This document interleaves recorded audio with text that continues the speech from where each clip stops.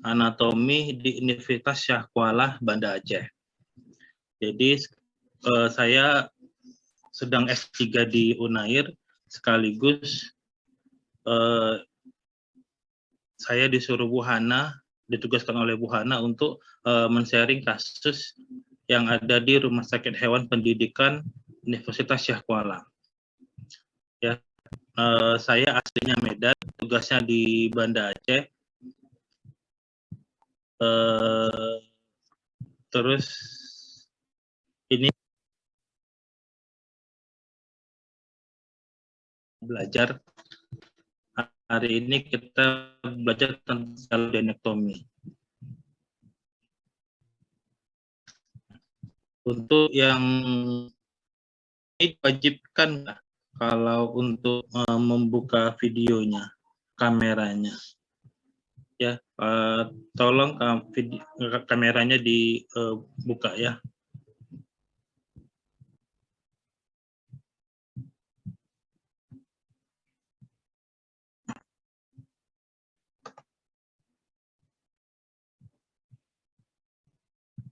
Oke, hari ini kita belajar tentang salodenektomi. Jadi salodenektomi ini adalah tindakan bedah, bukan diagnosa penyakit. Tindakan bedah.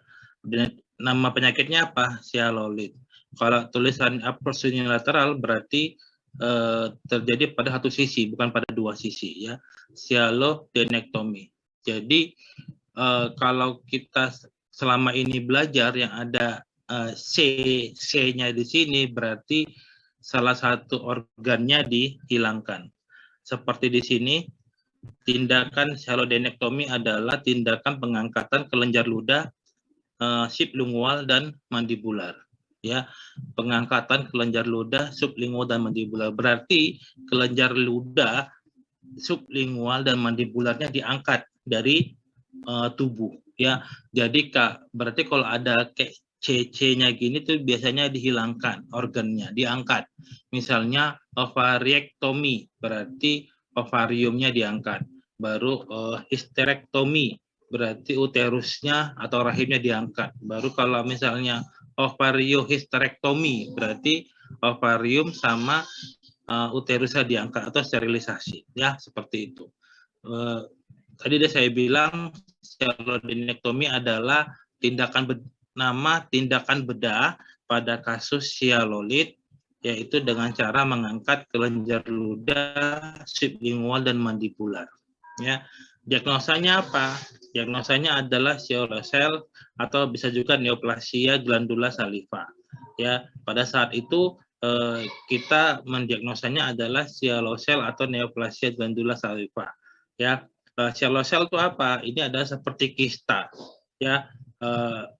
Jadi kista ini terbentuk karena adanya kumpulan lendir dari saliva yang tidak tersalurkan, ya. Kemudian neoplasia sudah tahu sama-sama kita tumor. Kemudian penyebabnya apa?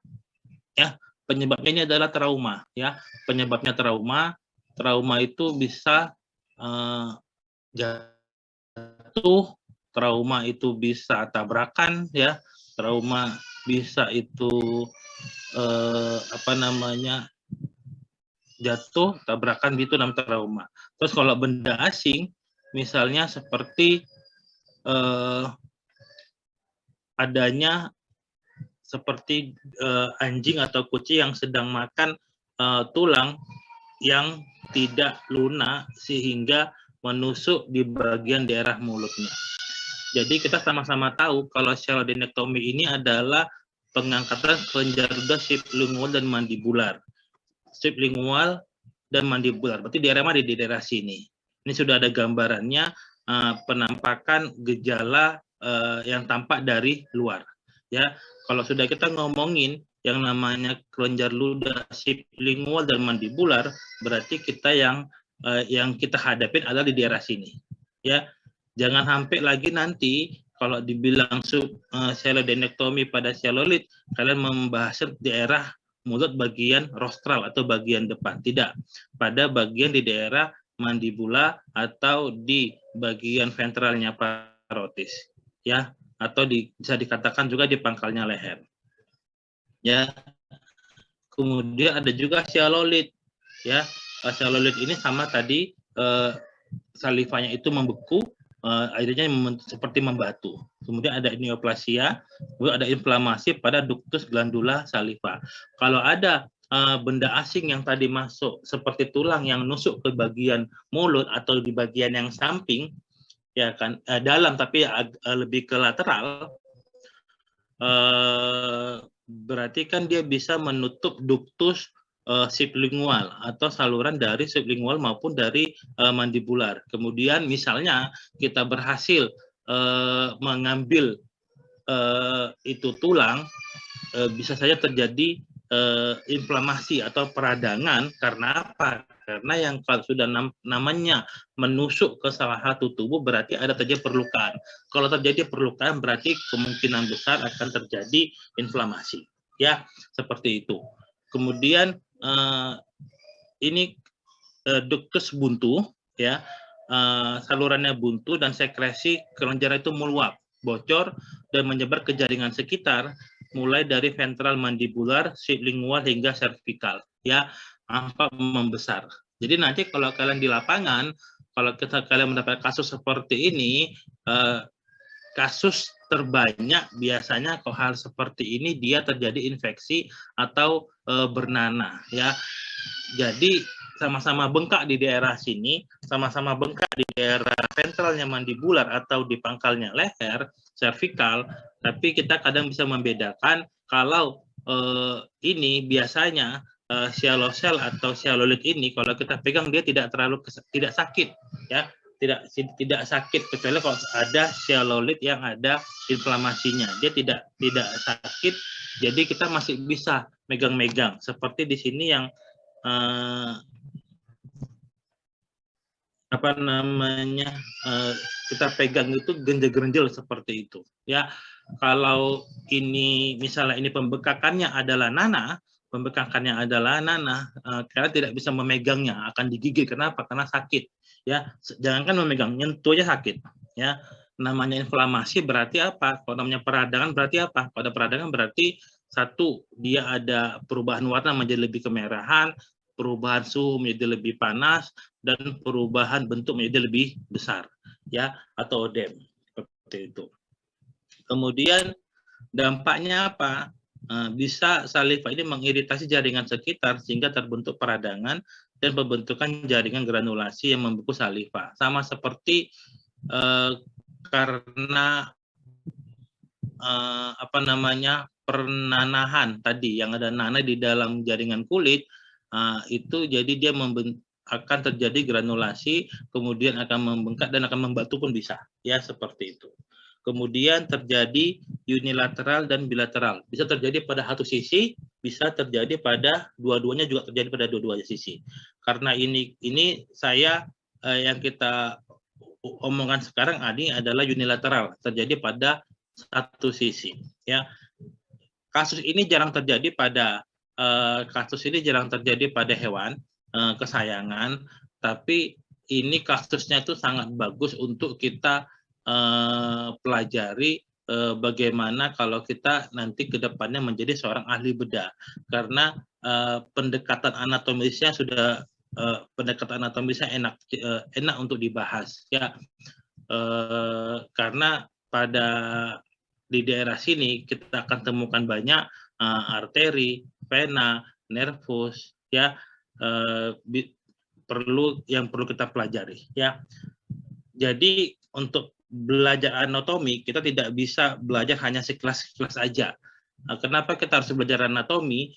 Karena untuk kedepannya pasti akan dibutuhkan, ya. Hari ini saya sekarang tergabung di dalam Asosiasi Dokter Bedah Veteriner Indonesia. Jadi saya gabung sebagai dokter bedah veteriner. Kemudian peminatan saya lagi adalah di bagian Indonesian Asosiasi Tradisional Chinese Veterinary Medicine. Jadi saya tergabung di dalam pengobatan tradisional Cina, dokter hewan pengobatan tradisional Cina. Jadi ini sangat membantu kali anatomi di dalam profesi kita nanti ke depannya kalau kalian sudah lulus menjadi dokter hewan maupun menjadi praktisi ataupun mau menjadi profesional, tetap sama-sama anatomi ini tidak pernah dilupakan. Minimal yang besar-besar nggak boleh dilupakan. Ya, ini bagian daerah mana yang lokasi tindakan bedah sialodenektomi ini daerah sini. Ya, ada parotisnya, ada sublingualnya, ya, kemudian ada sublingualnya, ada mandibularnya, ya seperti itu. Ya di daerah sini. Kemudian sialodenektomi ini bisa mengena kepada kelenjar parotis bisa kelenjar zygomaticus bisa, kemudian pada kelenjar mandibula dan sublingualis juga bisa, ya. Pasti yang sering terjadi pada kelenjar mandibula dan sublingualis. Kenapa sering terjadi pada kedua tempat itu? Karena posisinya di sini. Ya kan? Kalau terjadinya karena parotis dia lebih ke belakang, lebih ke caudo-dorsal, sama kayak posisi glandula zygomaticus juga lebih ke dorsal. Jadi misalnya makanan masuk ke dalam mulut yang berpotensi untuk terjadinya misalnya tertusuknya benda asing, itu adalah di daerah mandibula maupun sublingual. Ya, ini lokasi granulasinya. Lokasi granulasinya adalah di ventral sublingual. Ya, di ventral sublingual. Jadi kalau kalian lihat seperti ini, terjadi di lateral frenulum, ya. Yang mana frenulum? Ya, frenulum. Ini frenulum di ventralnya dari lingua, dari lidah, ya. Nah, terus ini terjadi granulasi pembesaran. Jadi dari sekarang perlu saya omongi kalian ini bahwa dari sekarang pelajari, dari sekarang belajar kita untuk melihat hewan kita, peliharaan kita, maupun sapi, mau ayam, mau kucing, mau anjing, mau kambing, apapun hewan yang ada di sekitar kita pelajari bentuk normalnya, kita pelajari kondisi normalnya, ya. Kalau kondisi normalnya kita sudah paham, maka kita akan tahu dia dalam keadaan sakit. Pada saat ini pun saya sekarang, kalau misalnya saya sekarang pun pada saat masa mahasiswa pun melihat seperti ini pun saya lihat ini normal, ya kan. Karena saya tengok seperti biasa saja, sama seperti ini pun normal. Tapi kalau kalian sudah terbiasa normal, maka melihat seperti ini, ada pembengkakan sedikit, atau kemerahan sedikit, atau terlihat ada yang aneh sedikit pun, kalian akan mengetahui bahwa hewan kalian, peliharaan kalian ini ternyata sakit, gitu loh. Nggak perlu kita periksa apapun, kita tahu kondisi kita, hewan kita sedang sakit, baru kita bawa atau kita periksa lebih mendalam lagi, ya. Kemudian bentuk dan konsistensinya, ya, benjolannya ini lunak dan gembur, ya. Tadi saya kasih tahu di awal bahwa kondisi sialosel ini jika dipegang ini masih bisa, hewannya tidak terlalu sakit, kecuali kalau kita tekan kuat baru terlalu sakit. Tapi kalau tadi pembekaannya karena nanah, kita sentuh aja sudah sakit hewannya. Oke. Diagnosa bandingnya apa dari kasus-kasus serupa dalam penanganannya? Ini adalah kasus-kasus yang membutuhkan bedah, sialodenosis, non-infectious sialodenitis, necrotizing sialometaplasia, sialosel, sialodes. Ini kita tidak perlu membahas ini lebih dalam, ya, karena kita hari ini kita belajar anatomi 3, kita tidak belajar bedah dan tidak belajar ilmu penyakit dalam. Ya, inilah yang dikatakan tadi bedah unilateral. Kita bedahnya pada satu sisi. Kalau dia unilateral, berarti posisi si hewannya ini posisinya posisi lateral atau menyamping. Tapi kalau dia bilateral, berarti posisinya si hewannya kita buat posisi ventral atau posisi telentang. Ya, ini pasien dibaringkan lateral, kaki depan diarahkan kaudo ventral. Saya mau nanya yang namanya Puji Ari Setiawati.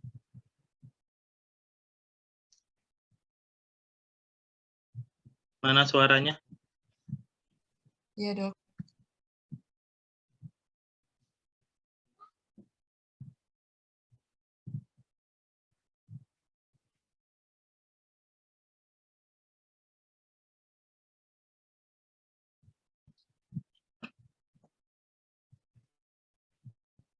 Puji Ari Setiawati, suaranya mana?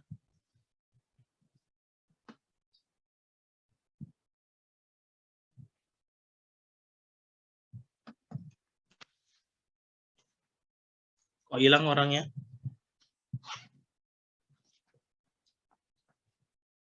Puji Aris.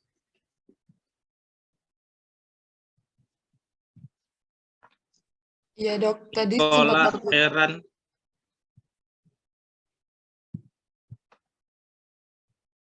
Iya dokter.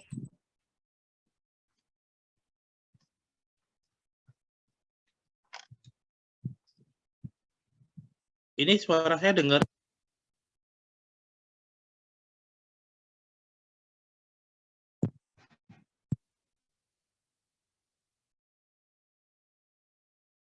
Halo, halo. Halo, terdengar dokter.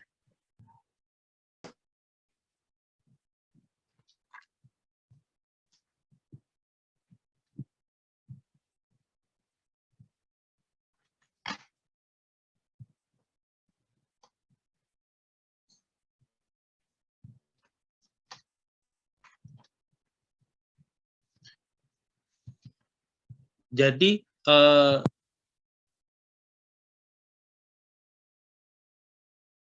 jangan anatomi aja, semua. Jadi gini loh, ini beberapa yang saya alami saat ini ya.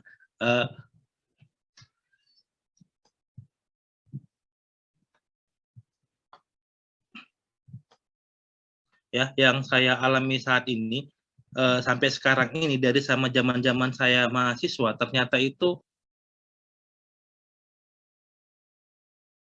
dosen itu mempengaruhi kepada kesuksesan kita, gitu loh. Jadi tolong kerjasamanya antara, kalau kalian nanti ke depannya di semester berikutnya, tolong kerjasamanya dengan dosen. Ya, dosen minta apa, kecuali ini minta hal yang negatif ya. Kalau misalnya yang positif, misalnya tugas segala macam, tolong dikerjakan ya. Sama kayak kita surga kita ini di tangannya orang tua kita ya, orang surga kita di tangan orang tua kita, gitu juga kesuksesan kita ini ada di tangannya dosen ya. Walaupun kalian pintar, tapi kalau kalian tidak ada kerjasama dengan dosen atau kalau dosen sesuatu minta sesuatu, tapi kalau kalian uring-uringan malas, berarti kan dosennya kan nggak ridho. Dosen nggak ridho itu susah. Tapi rata-rata dosen semua ridho sih biasanya, karena ikhlas biasanya, karena sudah dari dulunya menjadi seorang pendidik. Ya, ini saya bilang lagi bahwa pasien dibandingkan secara lateral, kaki depan diarahkan caudoventral. Caudoventral ini apa maksudnya? Berarti kakinya itu diarahkan ke belakang, ke daerah ventral atau ke bawah. Ya, jadi di ventral seperti ini posisinya kakinya. Nggak, kalau misalnya kita bilang misalnya kita bilang kraniodorsal berarti kakinya ke depan. Kranio ke depan, baru dorsal ke atas. Ya, seperti itu. Jadi kalau ini kan yang mau kita bedah adalah di daerah mandibula, berarti kaki depannya kita arah caudoventral. Kemudian area bedah kepala lateral termasuk telinga, bibir atas dicukur dan secara aseptis. Ya, dicukur ya, daerah telinga, daerah bagian lateral sini, mungkin bibir atas juga ya, guna di aseptis. Kemudian posisi kepala ditinggikan dengan handuk ya pada bagian kepala dan pangkal leher ini, dan bagian mulut direkatkan agar lebih stabil. Oke, sayatannya adalah longitudinal. Sayatan longitudinal.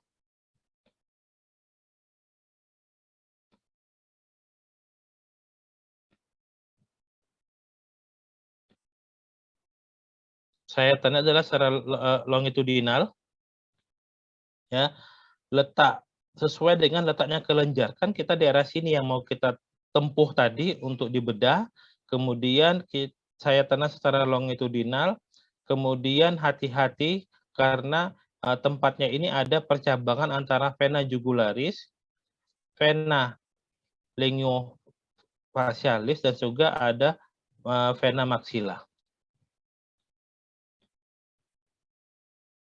Sayatan kulit itu memanjang, ya, tepat di atas kelenjar mandibula, ya. Kalau memang benar-benar kita sudah pas posisinya, kalau kita pas posisinya sini, langsung kita nampak kulit, terus kemudian seputan, kemudian kita kuakkan lagi, yang pas posisinya adalah kelenjar mandibular. Dan juga pelan-pelan pasti kita akan menampak percabangan antara 3 vena hingga ke tepi kaudal dari sudut mandibular, ya. Sudut mandibular berarti sudut os mandibula. Jaringannya itu adalah jaringan seputan, ada platysma, ada musculus parotidioauricularis, ada musculus milohyoideus. Ya, sebenarnya kalau hal seperti ini karena milohyoid ini ada muskulus yang tipis, ya, jadi tidak masalah untuk seperti ini dia dipotong. Tapi kita sebenarnya kalau muskulus ini harus kita sesuaikan dengan arah seratnya.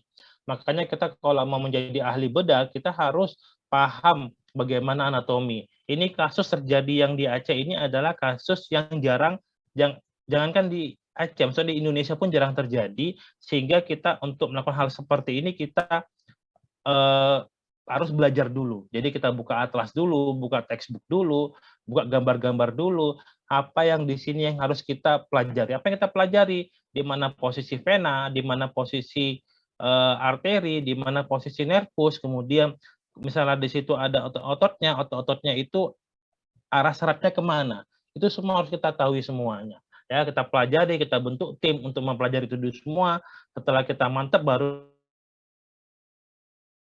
kita seperti itu kalau kita mau menjadi ahli bedah profesional. Ahli bedah profesional tidak bisa menghafal anatomi tutup mata, tidak bisa. Harus tetap belajar dulu sebelum dia membedah. Walaupun sudah terbiasa membedah hal seperti itu, dia perlu mempelajari lagi sebelum melakukan pembedahan. Biar apa? Biar mengurangi terjadinya malpraktek atau mengurangi kerusakan jaringan yang tidak perlu, kerusakan jaringan atau organ yang tidak perlu dikerjakan. Jadi pembedahan dapat dilakukan secara sempurna, minimal sebaik-baiknya. Kemudian lalu dilanjutkan dengan ke arah rostral untuk menjangkau glandula sublingual. Ke arah rostral berarti ke arah mana? Lebih ke arah kranial menuju ke mulut. Nanti akan ketemu glandula sublingual. Jika masih sulit lagi untuk menjangkau sublingual, kan kita hari ini kan mencari glandula mandibular sama glandula sublingual. Jadi jika sulit untuk mendapatkan glandula sublingual yang di daerah rostral, kita bisa mengkuakkan atau menteraksi atau mentarik sedikit musculus digastricus, ya, ke arah atas, ke arah dorsal, baru kita akan mendapatkan glandula sublingual. Ini kan glandula pas tadi kita buka ketemu glandula mandibula yang sublingual sulit kita dapatkan. Ini tadi musculus digastricusnya ini kita tarik ke atas untuk mendapatkan glandula sublingual. Ya, terlihat glandula sublingual terbungkus oleh kapsul jaringan, ya, nampak terbungkus sehingga memudahkan batas pengangkatan. Kemarin ada yang nanya, kenapa pembedahannya dilakukan di daerah sini, ya, bukan di daerah sini. Kan langsung aja di posisi pembekakannya, ya. Kenapa di daerah sini? Karena posisi aslinya glandula sublingual sama glandula mandibula kan posisinya di sini, bukan di sini posisinya. Ini kan adalah efek dari pembesaran glandula sublingual sama glandula mandibular. Jadi posisinya yang kita ngambil posisi pangkal atau tempat posisi aslinya di mana, ya, bukan membedah. Kecuali kalau kita misalnya mau membedah tadi pernanahan, nah, boleh kita ngambil di daerah agak lebih ke ventral sayatannya. Kenapa lebih ke ventral sayatannya? Ya, ke ventral sayatannya karena nanah isinya cairan. Jadi perlu kita buka sedikit. Kadang ada nanah yang harus dikeluarkan untuk menghabiskan produksi nanah yang ada di dalam satu jaringan. Ya. Kemudian pengangkatan glandula mandibula bisa disisakan sebagian. Ya. Kalau diambil glandula sublingualnya atau glandula mandibulanya, jadi untuk saliva dari mana produksinya? Kan tadi sudah saya bilang di awal bahwa kalau kelenjar saliva itu bisa diambil dari beberapa kelenjar yang lainnya. Ya, ini diangkat masih ada 2 kelenjar yang lainnya, walaupun produksinya tidak semaksimal apabila lengkap, ya seperti itu. Kemudian dilanjutkan apa lagi? Tadi ini yang kita ulangi lagi, dilanjutkan di terowongan di bawah musculus digastricus, ini kita sedikit tarik ya untuk mengangkat kelenjar glandula sublingual. Ya, untuk seperti ini kita harus hati-hati terhadap nervus. Ya, ada nervus sublingual di sini, ada nervus lingualis di sini. Ya, ada nervus lingualis. Ya, jadi kita harus hati-hati kalau kita mau membedah. Jadi teori yang ada di textbook, teori yang ada di atlas itu jadi gambaran kita untuk membedah, ya. Jadi gambaran kita untuk membedah, tapi kenyataan yang ada pada saat kita membedah pasti berbeda-beda. Apalagi kita mempelajari berbagai macam jenis hewan.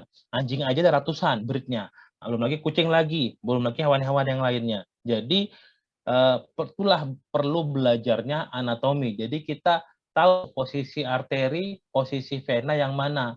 Kita harus menghindari arteri, kita menghindari vena, kita juga harus menghindari nervus. Jangan sampai terpotong, ya kan? Jangan sampai terpotong. Terus kalau kita ketemu, kalau kita lihat itu ada otot, ototnya itu pun kita lihat arah syaratnya kemana, ya? Otot itu arah syaratnya kemana. Jadi kita tidak asal untuk memotong muskulus sehingga muskulusnya itu nanti tidak maksimal bekerjanya. Kenapa? Karena arah seratnya pada saat kita penyambungan muskulus itu sudah berbeda. Muskulus yang tidak dipotong dengan muskulus yang dipotong kemudian disambungkan kembali dengan jahitan itu sudah berbeda fungsi dan pergerakannya. Ya, jadi harus paham kita arteri mana, vena mana, nervus mana, dan otot-otot mana-mana, ototnya perlu dipotong enggak atau cukup dikuatkan apa enggak. Bukan hanya serat otot, tapi juga kita lihat ketebalan ototnya. Ya, ketebalan ototnya ini otot yang selapis-selapis kah atau otot yang tebalkah seperti apa. Jadi harus kita paham semuanya sebelum kita melakukan pembedahan. Ya, profesi yang tidak pernah berhenti belajar adalah profesi dokter. Apapun kasusnya, jangan pernah kita anggap remeh terhadap kasus, jangan pernah kita anggap enteng dalam satu kasus, tetap kita belajar. Kalau mau bedah ya, kalau mau bedah biasanya kalau pengalaman saya selama ini, kalau teman-teman yang cewek-cewek biasanya kalau bedah bawa kawan 2-3 orang ya, karena kalau cewek ada dokter hewan cewek itu kalau bedah 2-3 orang dia akan lebih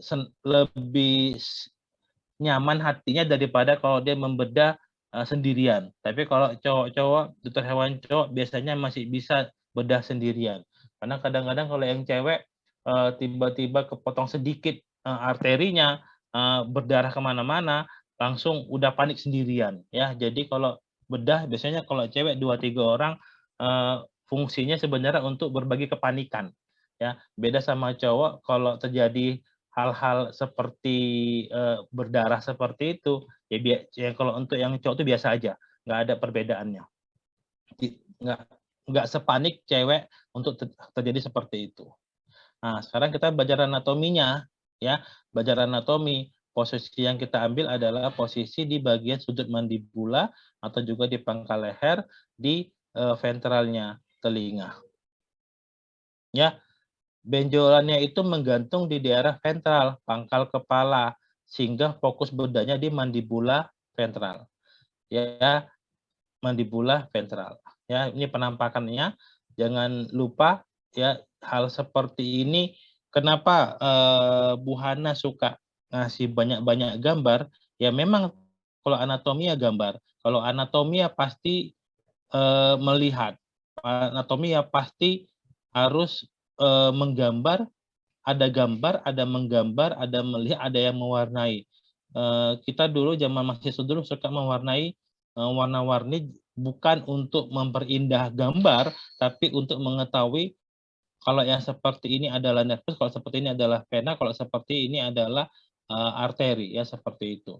Jadi sini adalah glandula mandibular, yang daerah sini adalah glandula sublingual, baru kita lihat pasti selalu ada yang namanya, bukan pasti sih, memang ada vena jugularis, vena maxillaris, dan vena sublingual. Kemudian ini adalah organ targetnya, glandula ductus glandula saliva. Ya, jadi kalau mau belajar anatomi, tidak kita bisa belajar sekedarnya aja. Kita harus kalau mau pun hal yang seperti ini ditutup. Ini ditutup, satu ini parotis, ini dua ada mandibularnya, kemudian ini ketiga sublingualnya, ya kan. Terus sini yang XX ductus-ductusnya, ya seperti itu. Ini yang zygomatikus, ya. Ini tadi saya bilang pas ini kan tadi kan dibedah, kan ini kan disayat.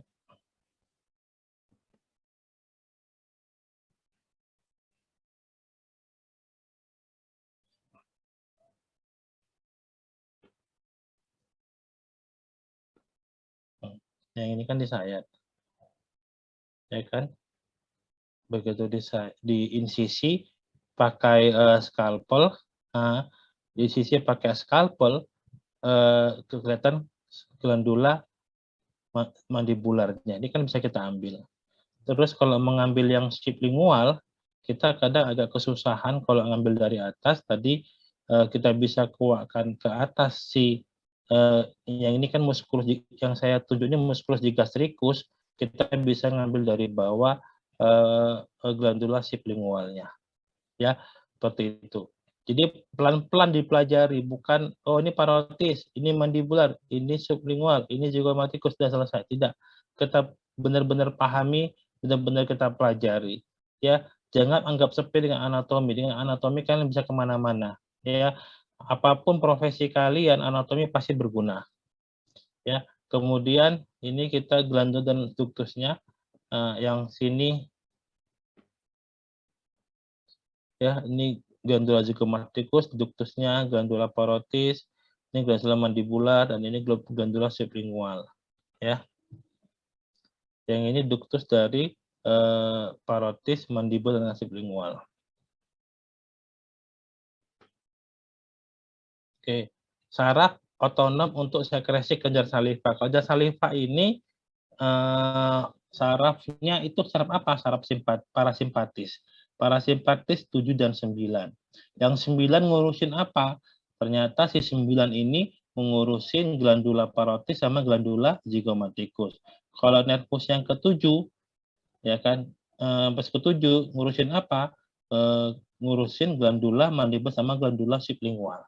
Ini penting, wajib kita pahamin semua organ tubuh yang ada di seluruh tubuh ini nanti ujung-ujungnya pasti akan ke otak, ya. Kalian pelajari yang 1, 2, 3, 4, ya kan, kita pelajari sampai 12, ya. Kemudian titik orientasinya, ya, tulang kawasan orientasi tulang adalah tulangnya adalah os mandibular, ya. Ada os mandibular, ada prosesus diangulus mandibular tumbuh melengkung dan mencuat tinggi, ya. Kemudian ada fossa mesenterica, ya kan, kemudian ada fossa pterygoidea. Tapi kalau apa namanya, kalau anak kedua hewan pasti tahu yang mana mandibula, pasti tahu. Kemudian kalau kita buka di insisi, jadi tolong nanti kalau kalian ngomong insisi, ya, perhatikan gambar saya. Kalau misalnya ini kulit, ya, ini kulit. Jadi tolong kalian benar posisi menginsisinya, ya. Misalnya ini kalian ginikan posisinya benar, baru kalian insisi, ya. Baru kalian insisi. Maksudnya gini loh, kasus nanah atau kasus tadi seperti itu tadi, kenapa? Karena terjadi karena di hewan kan ada pengobatan subkutan kan ya, pengobatan obatnya diinjeksi di bawah kulit. Kalau manusia kan tidak ada, ya, dan ada tapi tidak lazim pada manusia pengobatan secara subkutan.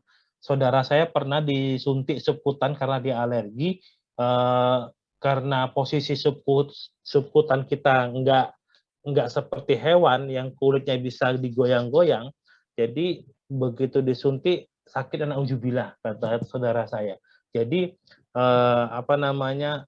kalau pada hewan ada namanya area subkutan. Jadi untuk mengiris atau menginsisi atau sayatan yang mau kita pakai untuk di daerah sini, itu jangan teman kita yang ada di posisi dorsal untuk menarik si hewannya. Misalnya seperti ini, ya. Misalnya kita mau menginsisi daerah sini. Kita mau menginsisi daerah sini mau kita insisi, ternyata teman kita, ini misalnya hewannya ya, tubuh hewannya, teman kita yang di daerah dorsal terlalu kuat menarik si kulitnya, si hewannya, jadi ketariklah kulitnya. Terus ini nama daerah yang mau kita insisi, ini kita insisi, ini kita kasih skalpel, terus setelah dilepas berpindah posisi sayatannya, kan jadi lebih turun, ya. Paham maksudnya? Jadi kalau kita mau menginsisi, kita tenangkan aja dulu yang hewan kita bius, kita letak aja secara sempurna seperti itu, kalau usah dipegang-pegang, nanti si dokter sendiri yang akan memegang kulit dengan seperti ini. Bukan teman kita yang menarik daerah sini, hingga ketarik kulitnya, kemudian mau kita insisi di sini, pas kita insisi di sini, selesai setelah kita lepaskan, udah pindah ke bawah insisinya. Ya, seperti itu. Ini adalah lapis yang pertama di bawah kulit di daerah pelaksanaan teknik bedah sialodenektomi. Ya, ini lapis pertamanya, kita akan ketemu dengan musculus platysma, ya kan? Tapi kalau ini tetap kita pelajari, kadang pada saat kita menginsisi kulit, kadang kita nemu, kadang enggak juga, ya kan? Kadang dia terikut sama kulit, kadang enggak juga. Jadi harus sama-sama kita pelajari, ya. Jangan anggap sepele dengan pembedahan yang akan kita lakukan, ya. Kemudian pada lapis kedua kita akan menemukan apa? Kita temukan musculus digastricus, ya kan? Kemudian kita temukan glandula mandibula sama glandula sublingual, ya. Ini musculus digastricus, ya. Nah, ini jadi dikasih buhana ada gambaran dari awal tadi udah banyak gambar ya, ada yang gambar seperti ini, terus ada gambar seperti ini, terus ada gambar seperti ini, ada gambar seperti ini. Ini untuk apa? Ini untuk memperkaya visualisasi kita bahwa teori yang kita pelajari di buku itu kan teori itu kan di buku itu kan teori ya, tapi kan di lapangan itu kan pelaksanaannya. Kadang suka berbeda, tapi berbedanya nggak signifikan, nih tetap paling-paling ke depan sedikit ataupun tidak terlalu nampak ataupun posisinya mungkin pada hewan gemuk, pada posisi hewan normal nggak ada masalah, ya. Tampak kan ini vena-venanya, vena jugularis, vena maxillaris, vena sublingualis. Kemudian pada lapis kedua, musculus di regio ini apa? Nah,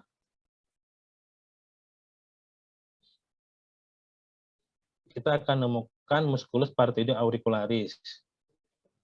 Kemudian ada musculus masseter, parotidea auricularis, ada musculus digastricus, ada musculus mylohyoideus. Ya, ada beberapa musculus, jadi kita pahami, oh musculus zygomaticus seperti ini syaratnya, digastricus seperti ini syaratnya, parotidea auricularis seperti ini syaratnya, mylohyoid seperti ini syaratnya, ya. Jadi selain kita pelajarin tadi lapis pertama, lapis kedua, kita tadi pelajarin glandulanya, sublingualnya, terus kita pelajari juga muskulusnya, kemudian juga kita pelajari di mana posisi ini lagi muskulusnya, ya. Kan kalian pasti akan tahu sendiri, akan tahu di mana berbeda. Ini gambarnya kan sudah berbeda-beda. Hewan ini sama hewan ini mungkin berbeda, ya kan? Masseternya, kemudian ada milohioidnya, ada digastricusnya, ya. Tadi di sini ada patuda auricularisnya. Tidak sendiri, jadi ini gambar sudah berbeda. Ini aja gambar anjing yang telinganya ke atas. Ini gambar anjing yang telinganya ke arah samping, arah ke belakang, arah ke caudal. Ya, enak kita kalau dikasih banyak-banyak gambar seperti ini sama Bu Hana. Ya, banyak visual kita, banyak pengalaman kita bahwa oh seperti ini gambaran-gambarannya.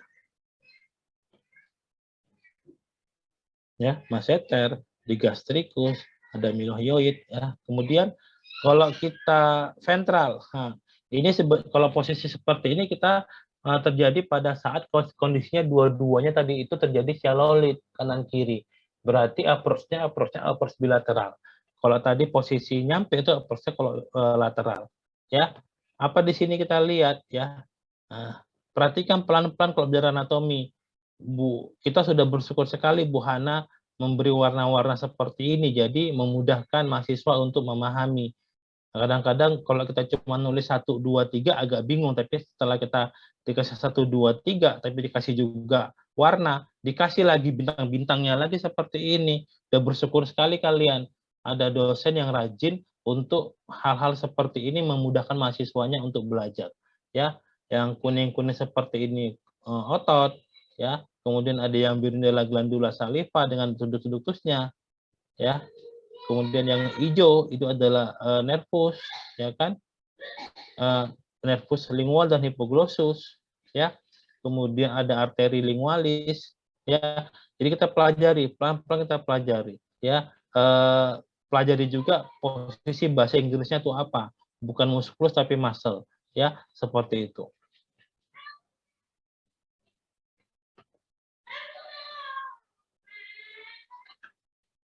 Kemudian struktur ventral pada mandibula yang tadi lagi, ya, ada milohioid, ada musculus digastricus, ya, ada nervus lingua, kemudian ada arteri fasia, ada musculus masseter di sini, ada arteri lingua, ya, ini posisi glandula saliva mandibula, ya, terus ini ada vena lingua, ya, seperti itu.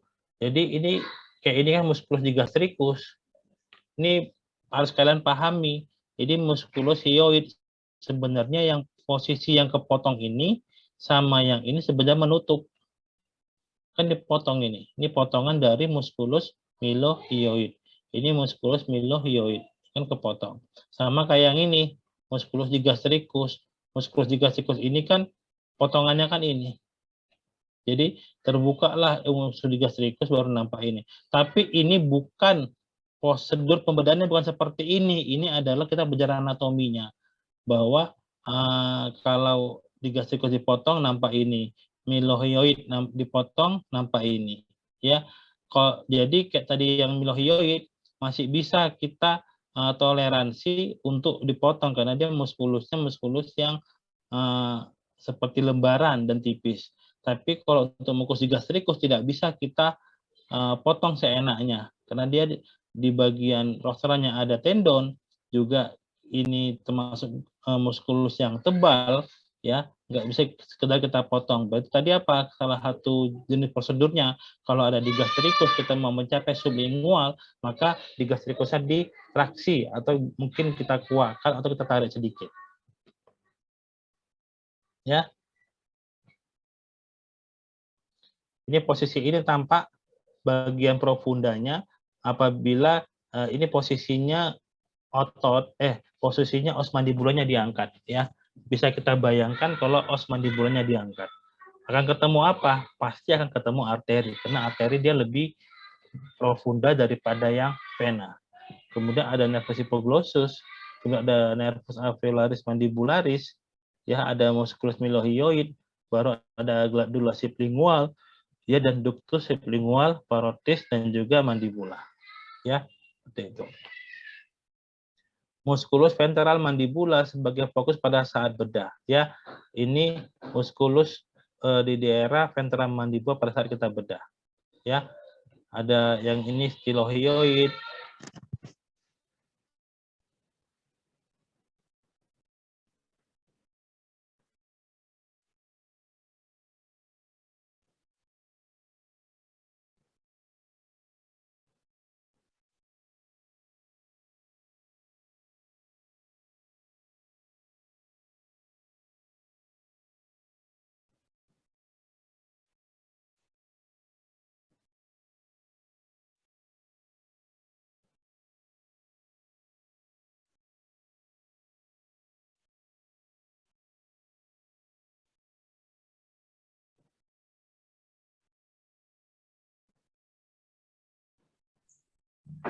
Dokter, suaranya tidak terdengar. Adit, suaranya tidak terdengar, Adit.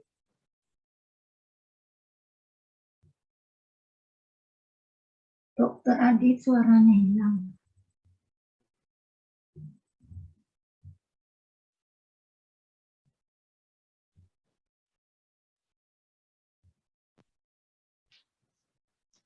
Halo, halo. Ya, Terdengar, oke. Bu? Sudah, dokter. Ya, sudah terdengar. Terdengar suaranya? Ya, sudah dokter. Bentar ya, Bu, ya. Ya, oke.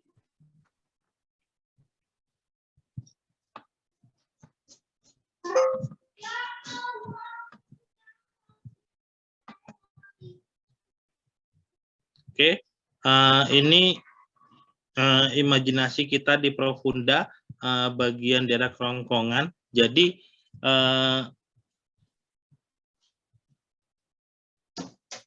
udah terdengar suaranya? Sudah, Ya, dokter. sudah terdengar, Adit, dokter. Sudah. Ya. Jadi seperti ini ya. Kita kalau mau jadi dokter bedah tadi kita sudah menghafal tadi yang ada di textbook, yang ada di atlas. Begitu juga kita yang di lapangan pada saat kita melakukan pembedahan juga kita sudah ada membayang-bayangkan. Oh, nanti kalau saya sayat di sini ada ketemu ini, kalau kita sayat di sini ada ketemu ini. Nanti kalau saya sayat di sebelah sini tadi, misalnya kita tadi kan sayat di daerah sini, kita akan ketemu, oh berarti di sebelah kaudalnya ada vena jugularis, nanti di sebelah dorsalnya ada vena maxillaris, di daerah ventralnya ada vena linguofacialis. Nanti gitu seperti itu kita kalau lagi praktek bedah gitu ya, baru nanti atas sedikit nanti ada di gastricus. Nanti pas waktu kita buka kulit seperti apa, seperti tebak-tebakan ya. Walaupun kita sudah paham, sudah ngerti itu teorinya, tapi begitu kita di lapangan itu seperti tebak-tebakan. Dan sangat senang sekali rasanya apabila pada saat kita buka itu ternyata sama dengan yang di textbook. Itu kita sangat senang sekali, seperti menemu door prize gitu loh. Baru oh iya ini ada di gastricusnya beneran, oh ini ada glandula mandibulanya ada di sini. Tuh bahasanya senang banget rasanya seperti itu. Ya, ini jadi harus mengimajinasi ya, bukan menghayal, mengimajinasinya tuh kalau menjadi dokter itu adalah imajinasi harus tinggi. Ya.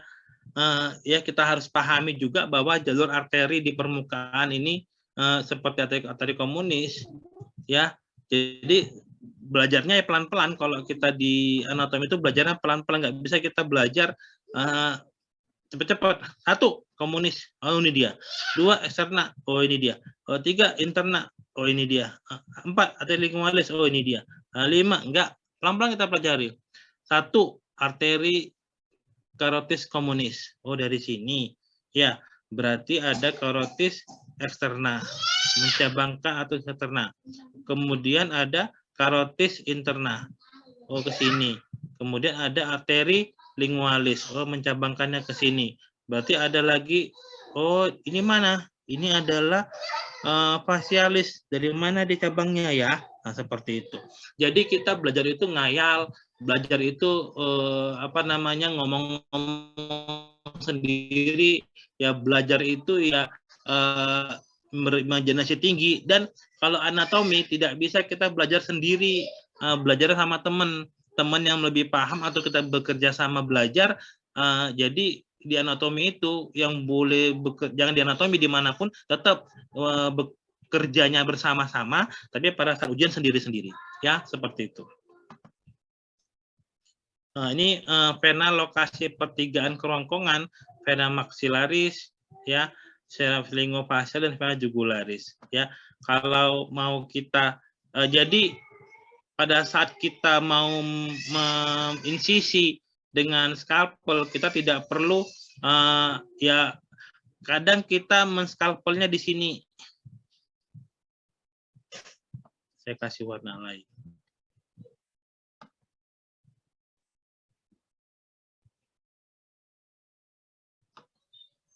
Kadang kita menskalpelnya di sini, mensisinya boleh.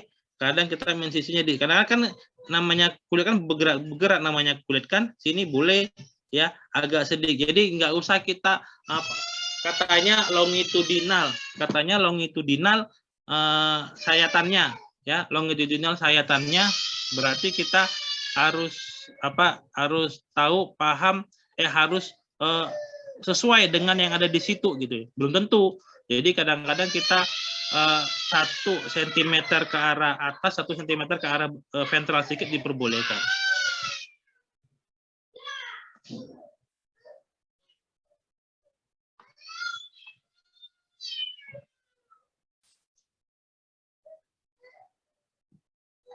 Jadi tadi sama ya, itu enaknya dikasih banyak gambar oleh Bu Hana. Kita punya gambaran seperti ini juga gambaran lagi seperti ini. Jadi kalau gini kita ini kan, kalau yang seperti ini kita ikuti lagi apanya, ikutin arah seratnya, arah insisinya. Sepertinya sudah berbeda sama yang sebelumnya. Tadi sebelah sini sebelumnya yang merah-merah ini. Yang sekarang kita mau insisi lagi. Ya, nah, jadi kita tidak jadi dokter itu harus fleksibel, kita tidak boleh kaku, harus seperti ini insisinya ya. Memang harus seperti itu insisinya, lokasinya seperti itu, tapi nggak boleh, nggak ada sesuatu yang pas. Kadang kelebaran sedikit, kadang terlalu panjang, kadang pun pada waktu insisi terlalu dalam ya. Jadi kadang kena sedikit vena, arteri ya. Untuk awal-awal belajar diperbolehkan, tapi setelah dibolehkan. Dan tapi tidak ada dikatakan bahwa manusia ada yang sempurna. Walaupun sudah senior, mau nggak mau pasti juga akan kadang-kadang kesentuh itu vena, kesentuh itu arteri ya pada saat pembedahan.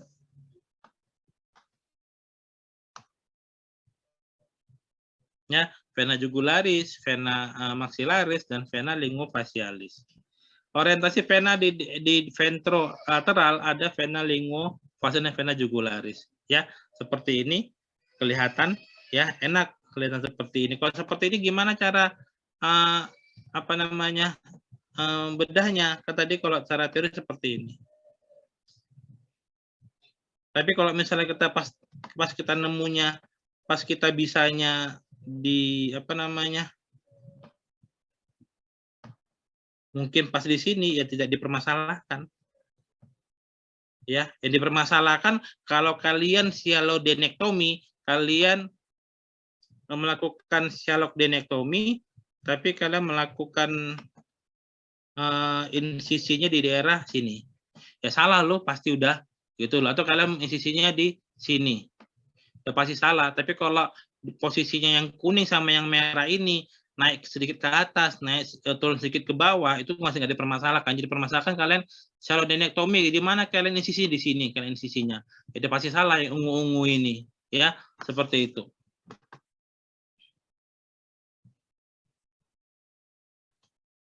Terus kita pelajari, ya kelihatan tadi ya, vena jugularis, vena lingofacialis. nervus superficial di kawasan bedah, berarti ada nervus di nervus yang terluar, yang di daerah bedah itu apa perlu yang kita hindari ya, ramus buccalis ventralis ya. Terus ada nervus facialis ya. Kalau kita coba lagi dengan melakukan pembedahan,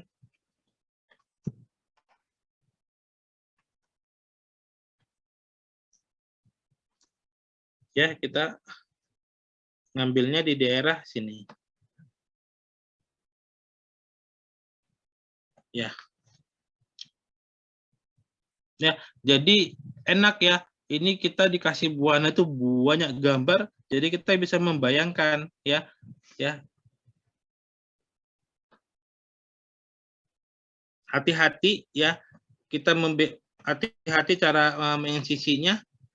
Bisa juga kita ngambil posisi insisinya, ngambil sini biar kedapetan, ya kan? Walaupun seperti ini tetap juga nanti hati-hati pada ramus buccalis ventralis sama nervus facialis.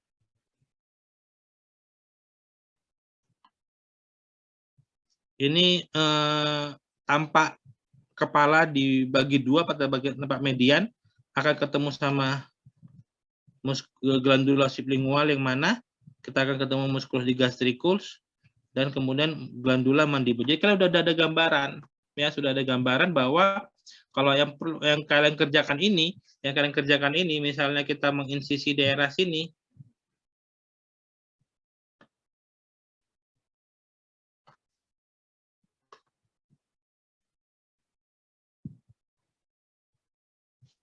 kalau kita menginsisi daerah sini, ya kan, berarti kita akan memudahkan untuk mendapatkan glandula sublingual, glandula mandibula. Kemudian karena di sini ada musculus digastricusnya dan di sini posisi glandula sublingualnya, kita tadi bisa tarik ke atas sedikit untuk menarik si glandula sublingualnya untuk kita bisa serodenektomi. Baru ini ada musculus digastricusnya. Ya, enak sudah ada gambaran semua, dikasih sama Bu Hana bahwa oh ini seperti ini kasusnya, seperti kasusnya kalau kita imajinasi kita posisinya di sublingual di sini, ini ada di gastricusnya, oh seperti itu, ternyata emang seperti itu prosedurnya. Kita harus kita traksi dulu di gastricusnya untuk mendapatkan glandula sublingual. Kadang ada juga ngambil dari bagian posisi terowongan dari musculus digastricus. Terus ini tampak glandula sublingual ya, bersama-sama ductusnya, ya kan? Yang tadi di sini yang digastricusnya, ini glandula mandibula tadi. Kemudian di bawah musculus digastricus ya akan ketemu sama nervus hypoglossus. Ya, yang warna jaring yang hijau. Kemudian tampak juga glandula mandibular. Ya.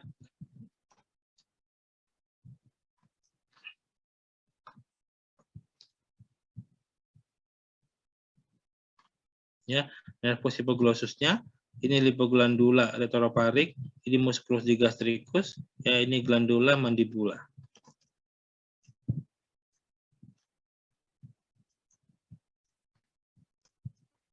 Dan ini glandula sublingual.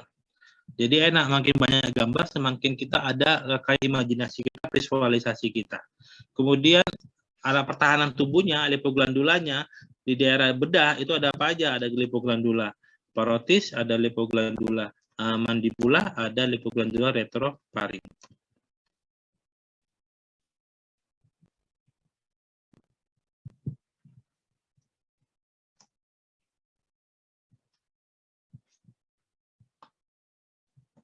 Ya, pelan-pelan belajarnya. 1 lipoglandula parotis, 2 lipoglandula mandibula, 3 lipoglandula retropharynx di balik glandula parotis. Oke, ada pertanyaan?